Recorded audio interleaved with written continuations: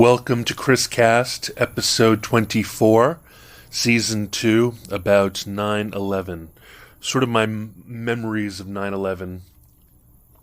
We're up to 19 years later, so I'm going to be using a little bit of my memories from back in those days. I've been blog posting it over and over again. I didn't have any personal experience, personal danger, simply, my experience, and I'm going to share it with you as part of the podcast after this after these messages. By the way, I was in Washington, D.C. at the time.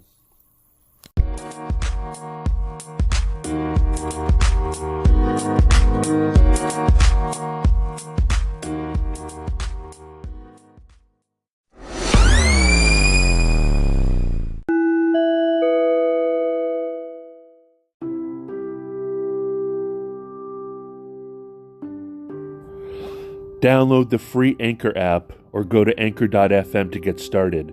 It's where I started my podcast. It's where I edited my podcast.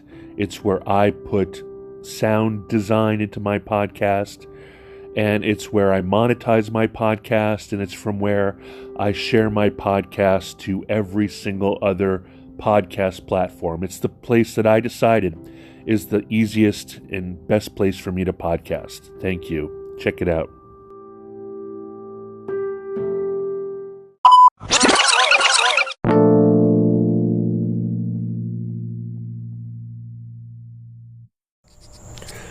Hey, welcome back. This is Season 2, Episode 24 of ChrisCast. My name's Chris Abraham, and this section is cutting in front of another section, which I think was confused and wasn't the kind of tone that I wanted this particular podcast about 9/11.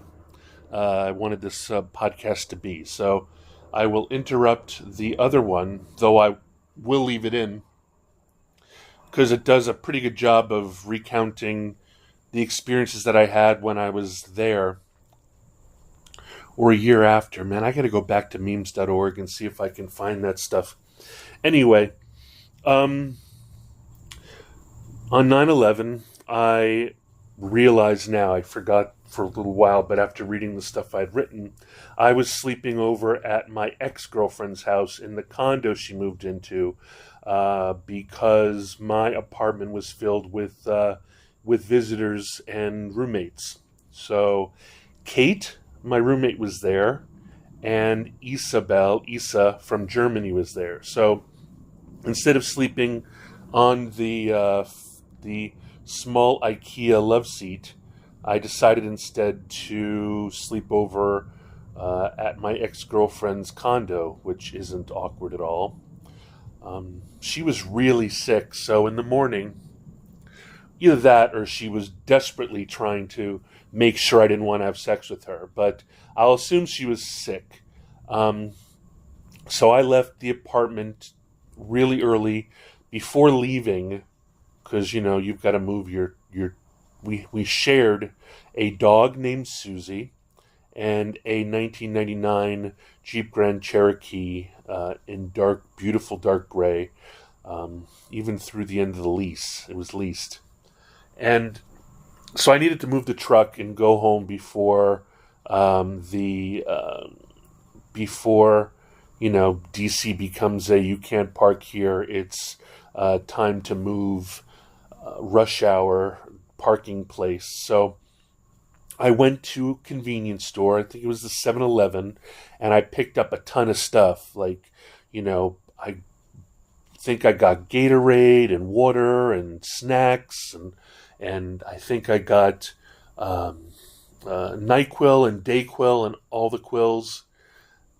And I went back, gave her the stuff, which, probably would be fine for a week, and then jumped in the truck and headed from DuPont. She lived in the Chandra Levy building, and drove home via Mass Avenue all the way to the hill where I lived on 14th and A.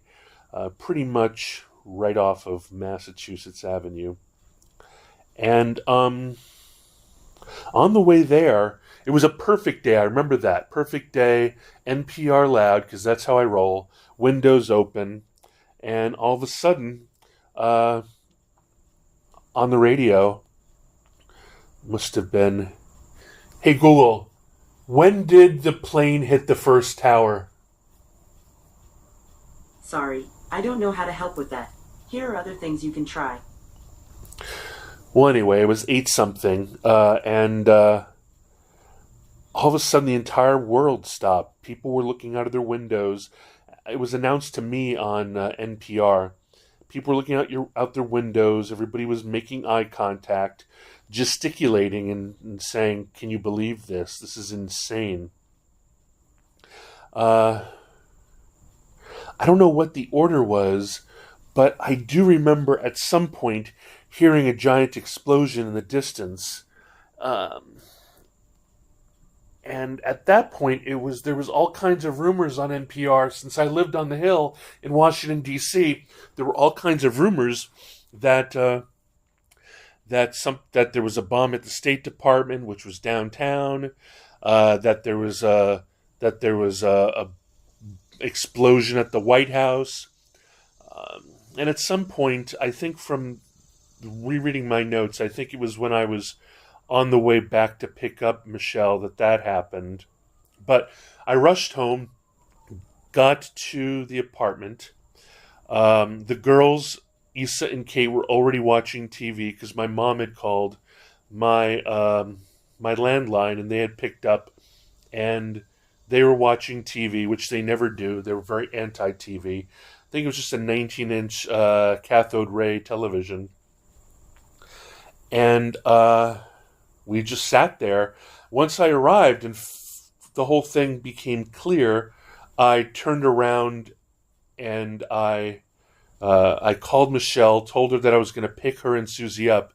Because in my head, her apartment in DuPont, to me, was going to end up in becoming a blast radius for something, some sort of terrorist explosion or nuclear thing, or just some giant multi-kiloton explosion that was going to result in her giant window in her studio apartment exploding inwards and killing her. So I loved her a lot. I didn't want to break up. And I turned around, went back, suffered the traffic, picked her up, brought her back, and put her to sleep on the love seat, which is okay because she's a little 5 foot tall, petite woman. And we spent the day like that. I believe at some point we sat there, we watched all the live stuff. I was online constantly. I don't know where I was blogging or where I was sharing. I can't find the day of content. Maybe it was on memes.org. Maybe memes.org didn't exist by then. I will need to search all of my online platforms for September 11th, 2001. And, man, it was completely crazy.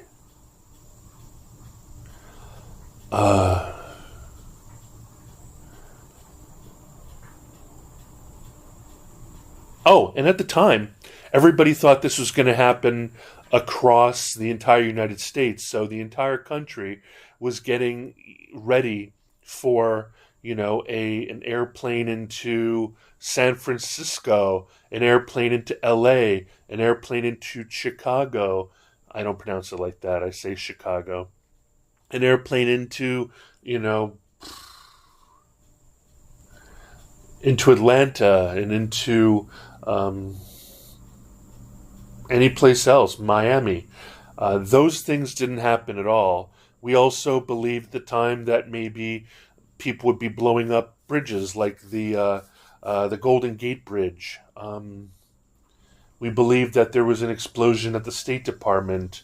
We ultimately discovered that a plane had driven itself into the Pentagon.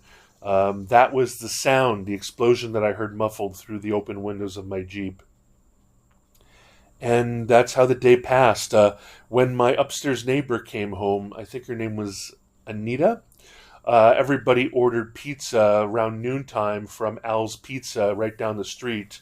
Al and his pizza restaurant, the only reason I say that they're Muslim is because Al gave me a Quran, and I still own it. But I don't believe that there was really any blowback towards Al and his pizza restaurant.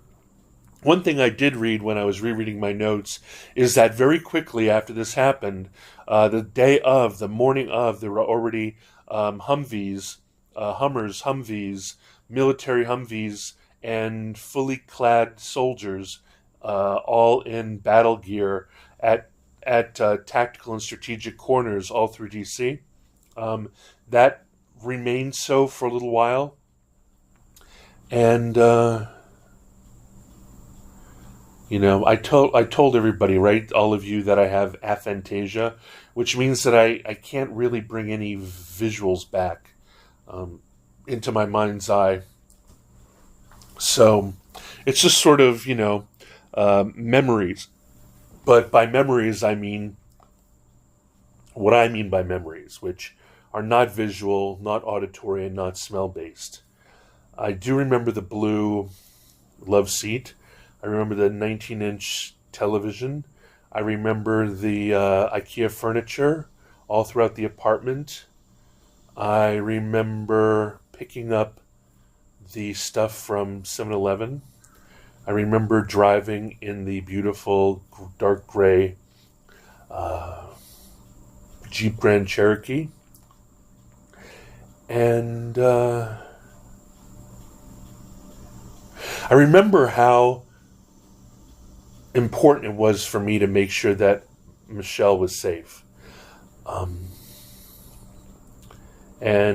would have stopped at nothing to make sure she came back to us deep in Capitol Hill. We were far enough even from anything interesting short of a nuclear explosion. We would have been fine. Anyway, that's my memory. Share your memory with me, please, as soon as you can. Voicemail, whatever. What did you do on that day? My name's Chris Abraham, and you will have a lot more detailed stuff, pretty much awkward Chris reading off from blog posts that I've posted in the past and reposted ever since for the last 19 years. So enjoy, and I'll talk to you soon. Bye-bye.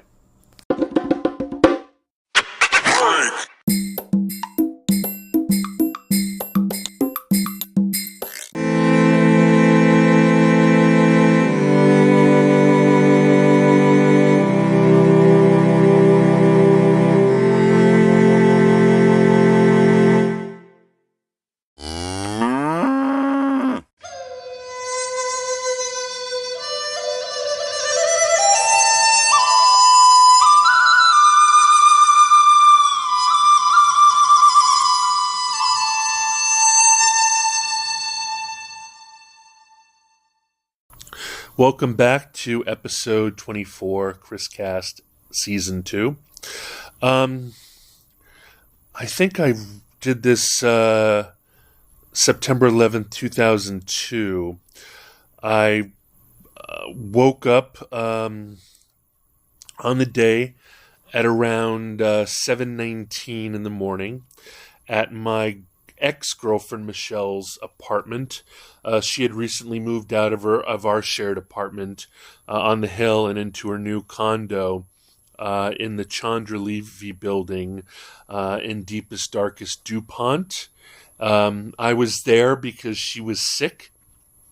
We shared a 1999 Jeep Grand Cherokee in dark gray, and I don't know why I was there. I was there overnight, and she was sick, and I got up, had some water, used the loo, and then left the little studio flat with our dog named Susie, rest in peace, up to P Street, grabbed Michelle some food from the convenience store and a bunch of drinks and stuff. Kind of a care package. One collects for a friend who's under the weather. And since I overbuy, she could have camped out in her little apartment for a week on my supplies. After I made sure she was okay, she was still in bed, I jumped in the Jeep, and I must have spent some time with her. She was under the weather because on my drive back from Michelle's pad in DuPont, I had the windows rolled down and Morning Edition on the radio. It was then that I heard about the 8:50 and 9:04 a.m. crashes into the World Trade Center. First into the first Twin Tower, and then the second. I remember that day. The weather was beautiful. I was taking Mass Ave all the way back. It takes me directly from DuPont all the way back to the apartment, pretty much all the way back to Lincoln Park. And the weather was pristine. It was in the low 80s. The windows down in the radio was loud. I looked over to other drivers and we shared crazy looks, like knowing looks. We all had heard about it in our cars. The looks were not terror. They were not panic. They were not even numb, dumb looks. They were looks of incredulousness. We were completely dumbfounded. And there were tons of rumors at that time. The rumors that I heard from Morning Edition was that there were reports that there was a bomb at the State Department, and at that time at 9:30, I was driving fast down Massachusetts Avenue, returning from sleeping over at my ex-girlfriend's apartment, Michelle Nolan. I was staying there because, this is why. I was staying there because I double booked my apartment for a friend named Isabel, Mark's friend, and then, of course, my friend Kate. So I was there sleeping on the love seat. So it was either sleeping on the love seat, I'm 6'3", or in the bed of a friend. Michelle was my friend. Michelle is my friend, and so are Kate and Isa. So, I returned to the hill and was rounding Lincoln Park on 11th Street Southeast when I heard an enormous muffled but distant blast. There were rumors on the radio that there was a bomb at the State Department. Michelle worked at the State Department. So I hit the gas and hustled home to Isabel, to Kate, to the television, and to the phone so that I could call Michelle to see if she was okay. Before the blast, I was in the Jeep listening to Morning Edition on the radio. I was returning to my home office. I had the windows down and saw everyone in the other cars with looks of disbelief in their faces. My face must have been similar. Upon returning to my apartment, which I called the Grotto, I joined Kate and Isa on the blue IKEA love seat. They were hunched over, squinting at the little Sony 19-inch TV. That was the CRT, right? The old-fashioned one, with all their might. The room was dark. Kate told me my mom had called to tell me what was going on. When she called, Kate and Isa had turned on the TV. Neither of them watches TV. Only my obsessive NPR listening kept me informed as I returned from Michelle's. It was really only then did I recognize what was going on in New York City. It was only then, as they alternated between live feeds and the looping footage of the crash of the two planes into what I knew as the Twin Towers, but now learned were called Tower 1 and Tower 2 of the World Trade Center. I had been in New York City just about a month previous. I had been staying in Brooklyn with Anne and Ian's apartment while they were gone. When they returned, I commuted into the city with Anne. She works for Moody's. Ian works for the Port Authority. She works right next to the WT Towers, and Ian, worked in them. He had walked from the gorgeous walk-up apartment in Brooklyn to the subway. We had walked from their gorgeous walk-up apartment in Brooklyn to the subway. It was only a short ride to the subway right there at the World Trade Center. I walked down to her building, gave her a hug and a kiss, and then headed uptown to the trains back to D.C. So I was just there a little over a month before the terrorist event, but I hadn't realized it. When I realized the import of what was going on that day from the apartment in front of the TV, I called Michelle Nolan, my recent ex, and told her that I was jumping into the Jeep and dashing back over to DuPont so that I could collect her from her 10th floor condo right up the street from the State Department and relatively close to the executive branch. She lives in a studio apartment, one wall of which is glass, and she lives with our dog Susie. So although she didn't want to come at first, I sped over there anyway to collect her, to collect them, Big Little Ers and Little Ers. Those were my nicknames for them. There was a lot of traffic forming. There were the first signs of the military. I hustled up 13 and then made it up to Florida and cut around above the city center. And after some nasty jams, I made it into DuPont. And there was Miss Michelle and Miss Susie, all packed up and ready to bail. I got her in the car. As I said before, she was feeling sick anyway. She was looking kind of out of it. I knew I was kind of out of it. It didn't matter. When I need to perform, I always do, thank God. As I recall, there were already Hummers at some of the corners downtown, so I avoided downtown again. I tried my best to do the circuit, but as I recall, I believe I took Mass Ave mostly. When I got back to the grotto with Michelle, Susie, Kate, Michelle, Issa, and I felt better. And by the time Anita was back home, she was my upstairs neighbor, and her crew was starting to drink some beers. Issa had made plans to bail down to the burbs to avoid the inevitable.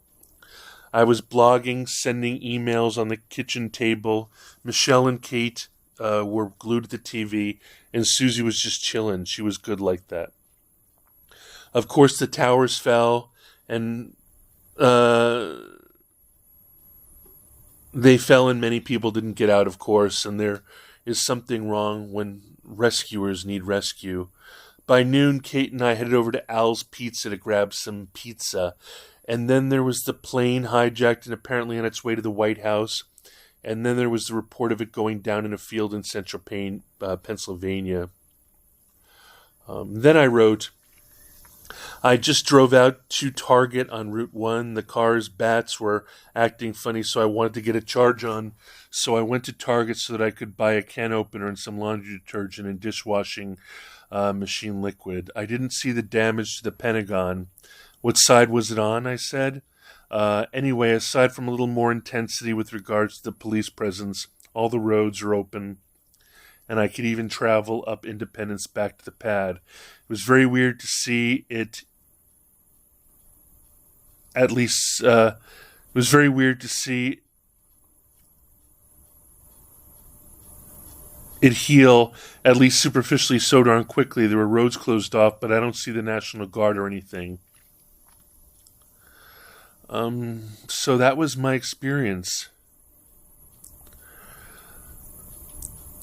Apparently, Washington, D.C. is the least affected by PTSD in the entire nation, despite our obvious vulnerability and the unpopularity of the current administration abroad.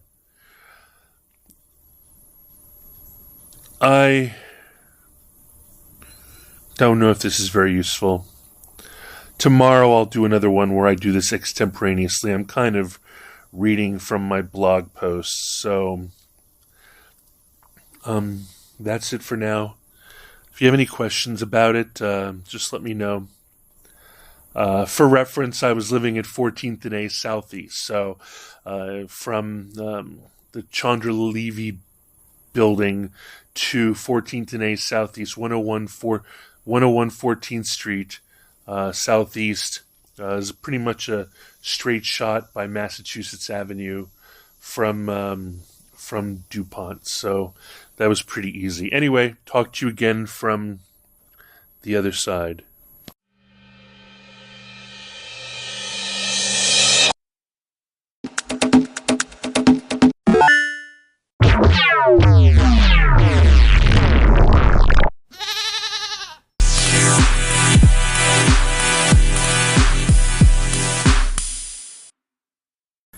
I know I kind of just called this in, not the best podcast episode ever. I just wanted to get it down for the memory books. I will sort of noodle about it tomorrow as a follow-up after I have the whole 9/11 experience again. Maybe it'll rekindle the memories in my head and I will share it again extemporaneously. But there's a lot of stuff I didn't remember. Like Kate and Isabel. Isabel was visiting from Germany, staying with me in the apartment. And I forgot about Anita. Beautiful Anita was upstairs. It was not Joel yet. And all that other stuff. Or was it? Anyway, I will talk to you soon. Don't forget you can contact me at Chris Abraham on Facebook.com/Chris Abraham, although I'm in Facebook jail currently because I was messing around with a friend who is Canadian and he didn't understand one of my posts and I just wrote fucking Canadians and to be honest, Facebook considered that a hate crime. So I'm in Facebook jail for 72 hours. Crazy. Which is okay. It's good to have a little vacation from Facebook. You can reach me at youtube.com/Chris Abraham. This podcast's home base is anchor.fm/Chris Abraham. You want to subscribe and pay me money, you can do it at anchor.fm/Chris Abraham/support. You can reach me on Instagram at Chris Abraham. You can text me at +1 202 352 5051 or WhatsApp me. You can text me. You can email me at chris@chrisabraham.com or chris@abraham.su or chris@garriscorp.com or chris@gerr.is. You can reach me at linkedin.com/in/Chris Abraham. And I guess that's it. I don't know what I missed. Please come back. Please subscribe. Please be sure to write a nice review and give me 12 stars over at Apple Podcasts or iTunes or whatever. And come back soon. I'll talk to you later. Bye-bye.